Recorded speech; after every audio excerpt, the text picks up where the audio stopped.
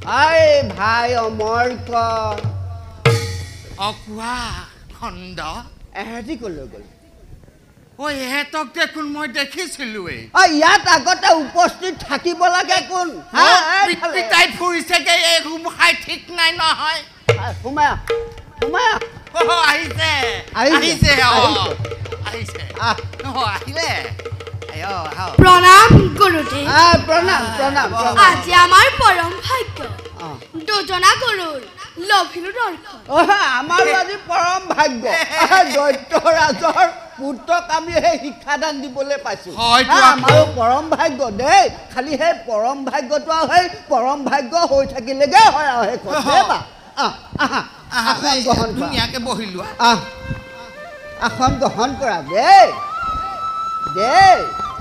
প্ৰহ্লাদ ভাল হৈছে দেই প্ৰহ্লাদ প্ৰহ্লাদ গুৰুদেৱ থোৰতে কথা কি হ'ল থোৰতে কথা কেইটামান কৈ থওঁ দেই বা তুমি বোলে সেই হৰি নামত মতলীয়া কথাটো হয় নেকি তোমাক সেইকাৰণে তোমাৰ পিতাৰে আমাৰ ওচৰত বামানৰ শাস্ত্ৰ পঢ়িবলৈ পঠিয়াইছে হয়নে এই শিশুসকল যে দেখিছা লগৰীয়াসকল যে দেখিছা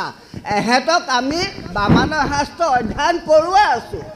তুমি পিছে নতুনকৈ আহিছা বুজিছা নাই তুমি আজিৰ পৰা সেই হৰি নামটো পাহৰি যোৱা দেই আৰু দৈত্য শাস্ত্ৰত মন দিয়া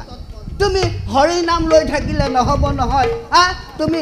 চিকাৰ কৰিবলৈ যাব লাগিব ধনুকাৰ চলাব লাগিব যুদ্ধ কৰিব লাগিব বুজিছা নাই সেই হৰিক তুমি পাহৰি যোৱা